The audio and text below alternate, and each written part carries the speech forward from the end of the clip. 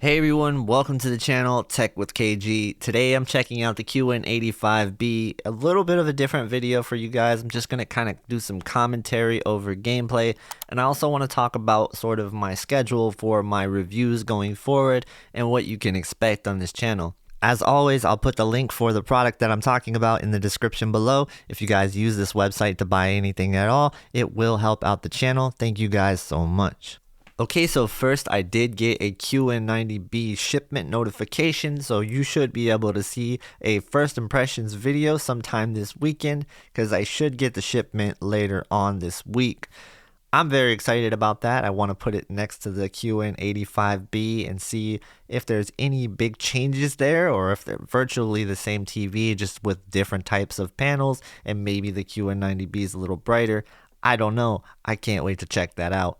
I will say this though, I am very impressed with the QN85B. That review will be out very soon.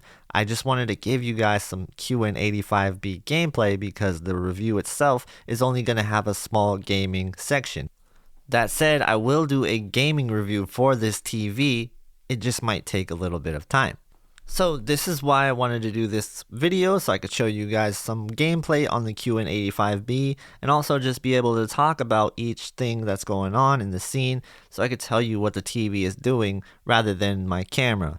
But I will say I'm pretty happy with the footage, and the camera does accurately represent mostly what I'm seeing.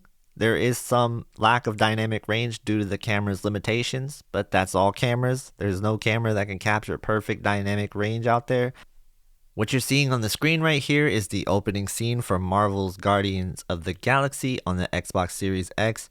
And just take a look at the light on the very right of the picture here on the house.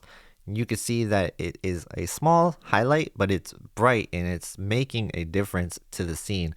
The big thing that sticks out here is the sky and the color of it, and of course the sun. The sun has a direct brightness in the center of the ball. It's more of a controlled brightness this year on Samsung TVs. It feels like they are definitely nailing just where the brightness is coming from. I feel like this is way better than previous years because the light is not spilling across the whole entire image. It's more focused, it's more controlled.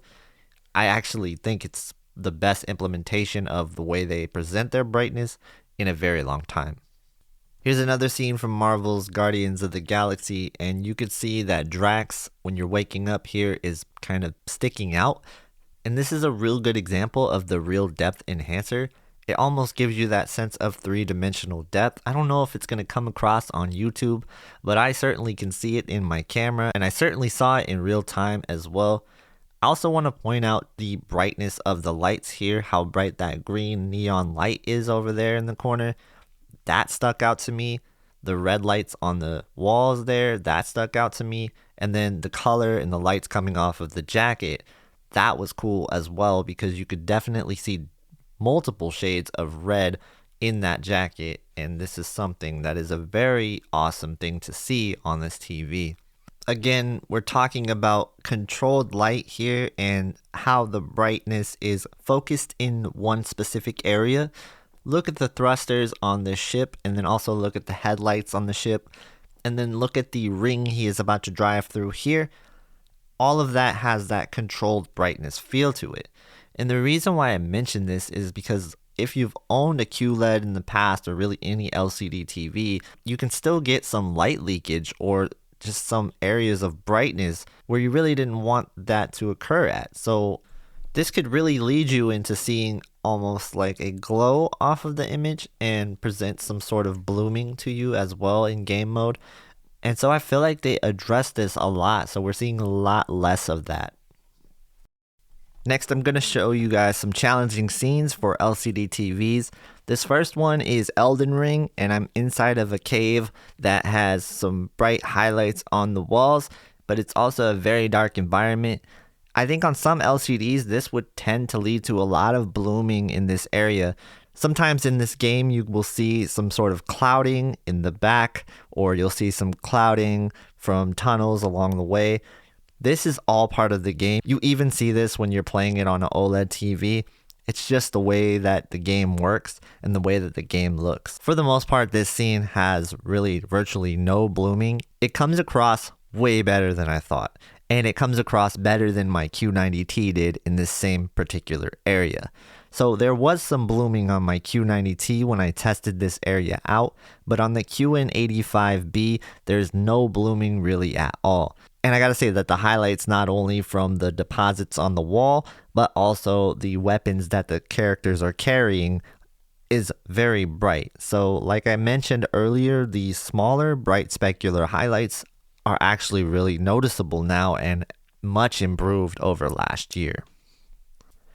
Moving on to an even more challenging scene, we're talking about Tetris Effect here. This is my LCD stress test. Take a look at just how great this is presented.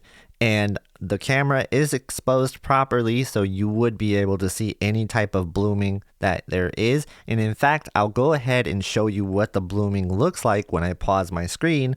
You can see there is blooming around some of the text when the game is paused. And then when I resume the game, you don't really see too much blooming going on.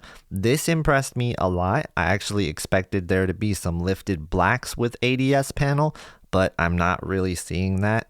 I'm seeing some pretty good blacks, and honestly, as long as you're straight on with this TV, it is fantastic with the black levels.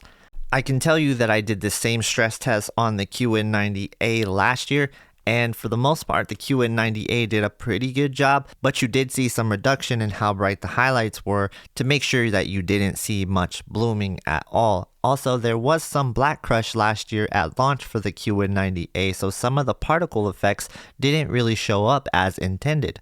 Now, this year with the QN85B, I feel like a lot of that stuff is fixed, and what you're seeing on the screen is very impressive to me because I did not expect this type of leap, especially going into the QN85B. I thought it was going to be a lesser version of what the QN90A was.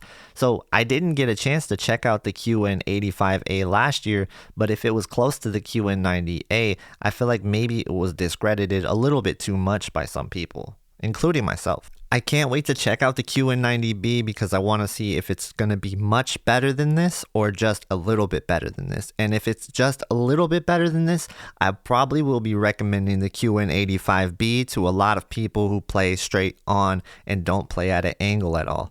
And I think most people buying TVs for playing video games, or most people buying TVs for themselves, are going to be watching a TV straight on. They're not going to be at an angle. So something like this could be a good value for you in the future if you're in that category, especially if there's not much separation with the QN90B. And I'm going to find that out for you guys. So if it is the case, maybe you can save yourself some money so you can get a great TV without sacrificing too much with the picture quality. I can't wait to do that comparison for you guys. If you enjoyed this video, please hit the like button. Be sure to subscribe for all the reviews that are coming up in the future. If you want to see more on 2022 TVs, make sure you check out the videos at the end of this one. Thank you guys so much for watching. Have a great day, and I will see you in the next one.